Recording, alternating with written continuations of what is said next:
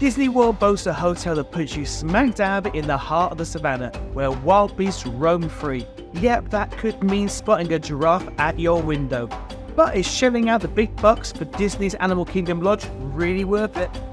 My name's Martin, I'm a former Disney cast member, and now I help people like you have better holidays to Orlando. And you're in good hands. Check out our 5-star rating on Trustpilot, and 96% of our guests would recommend us to their friends too.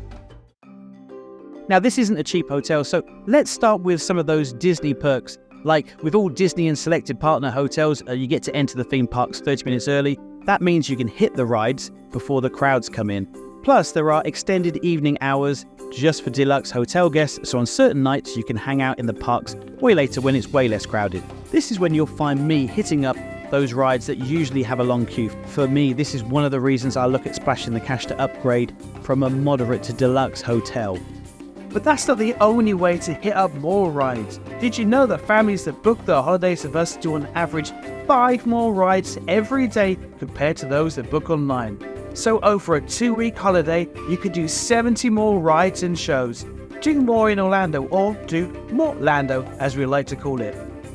Want to know how? Just use the link in the show notes below.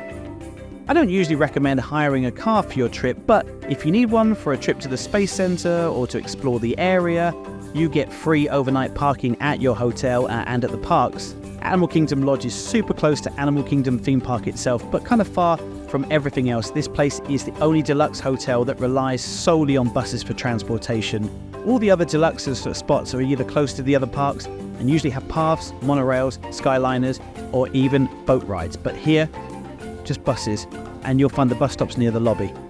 Getting to the parks usually takes around 15 to 20 minutes, except for Animal Kingdom, which is only about 10 minutes away. Buses roll in every 10 to 20 minutes, but I'd always give myself around 45 minutes to get from one spot to another at Disney World. Let's chat about the rooms. Most of the lodge's standard rooms are around 344 square feet and feature cool hand-carved furniture and vibrant fabrics. The bathrooms are decked out with animal-themed wallpaper. Just like the rest of the hotel, the rooms are inspired by African design and art, and they're really comfy and pretty. Almost every room comes with a nice full balcony too. You can pick from a standard view, pool view, or a super cool Savannah view. Splashing out on a Savannah view room will cost a fair bit more than a standard view room. If you're someone like me that's going to be in the parks all day, I'd suggest booking a standard view room. You can walk out and see the Savannah near the Jambo House easily. My personal tip for those with little ones is don't book a pool view room. The pools are open late, and if you want to sit out on your balcony whilst the kids sleep, you'll get all the noise from the pool. I love the rooms at Animal Kingdom Lodge, but they are smaller than most of the other deluxe hotels, but that is reflected in the prices. This tends to be the lowest priced of all the deluxe hotels. Just a heads up though, this hotel is known for having some long walks to get to your room. You'll be walking through some indoor hallways, so you won't get wet if it's raining when you're coming in from the lobby. But some of those rooms are quite a trek from the entrance. The great thing is you don't really need to plan anything special to enjoy the hotel. This place is awesome for just hanging out. The lobby is stunning. It's got one of the biggest collections of African art you'll find outside of Africa.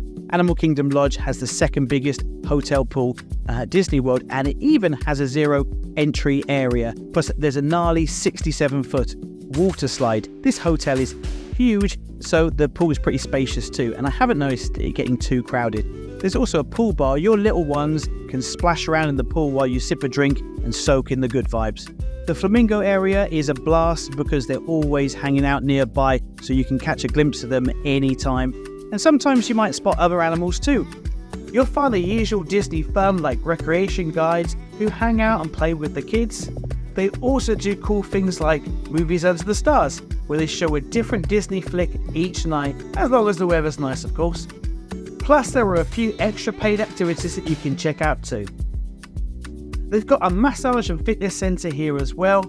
Whilst it's not a full-on spa, you can definitely get a massage if you want. Perfect for a day after walking around the parks. You're wasting your time if you booked your Orlando holiday anywhere else.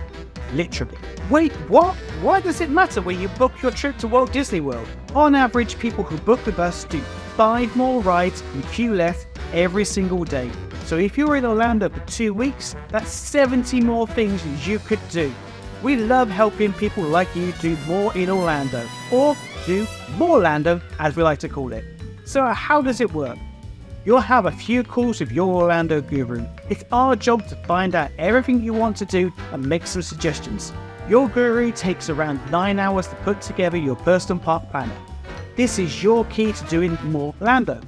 Along with tons of tips, we use cutting-edge tech to help you navigate the parks. And forget about reading all those restaurant reviews. Disney World alone has over 205 places to eat, and you'll find all the best ones for you in your planner. And don't worry, it's not some complex military-style plan. It's super easy to follow. Plus, it saves you watching the hundreds of hours of YouTube videos or asking questions on Facebook just to get confusing and conflicting information. We're the Orlando gurus, so you don't have to be. Normally, our personal park planners cost £248, but when you book with us, you'll get this for free. Queue less and do more Orlando. Click the link in the description to find out more. The main reason to stay here, of course, is for the animals. Usually, if you find animals in your hotel, it's a welcome pests. But here you can see some African animals at each of the 4 savannas. And the fun doesn't stop when the sun goes down. You're probably hanging out in the park during the day, but guess what? You can check out the animals at night too. They light up the savannas with this cool artificial moonlight, and sometimes you'll even see the safari guides out there with night vision goggles so you can spot animals in the dark. Yep, I mentioned safari guides. They're around most of the day, ready to share cool facts and help you find the animals. Seriously, you can ask them anything, and I swear I learn something new about the animals every time I visit. Plus, stick around to the end and I'll share with you the very best and worst times to visit Orlando. Animal Kingdom theme park has some of the best restaurants at Disney World, and it's the same in the lodge too. The Mara is the quick service place at this hotel, and it's a cozy little spot right by the pool.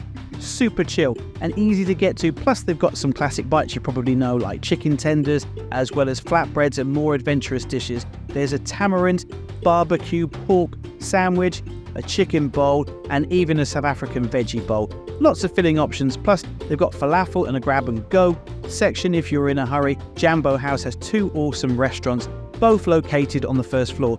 One of them is called Boma, and it's got breakfast and dinner covered with a buffet that features both American classics and tasty African dishes. Honestly, I think this could be the best buffet in all of Disney World. You'll find dishes inspired by different African regions. The menu changes daily, featuring carved African spice-crusted beef, whole roasted salmon, and some mouth-watering slow roasted ribs.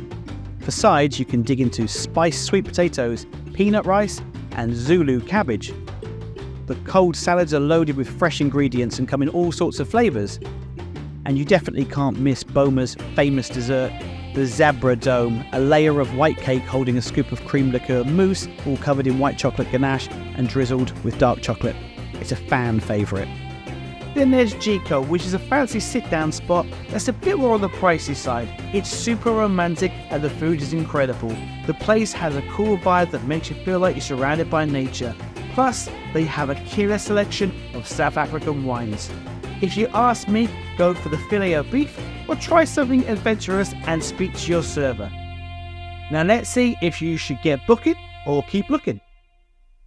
Well, if you're an animal lover, you'll definitely want to book a stay here. This hotel has some seriously amazing views of wildlife, especially with those savannah scenes. Plus, just chilling out on the savannah gives you a chance to learn a ton about the animals. It's honestly a fantastic spot for anyone who loves animals. You should also consider booking if you're looking for a bit of luxury without breaking the bank. It's a nice place, and while it's pricier, it's not nearly as steep as the hotels at Epcot or the monorail resorts. But hey, if you're hoping to be closer to the theme parks, you might want to keep looking. I've heard people say they don't want to take a bus everywhere, and I totally get that, especially since the bus rides can be pretty long. Also, if you're not that into the animals or don't care much about Disney's Animal Kingdom, it might be worth exploring other options. So there you have it. Are you going to get booking or keep looking? And if you want to have the most awesome holiday to Orlando ever, then click the link in the description below and book a call with your Orlando guru. And as promised, here are the videos with the best and worst times of the year to visit Orlando.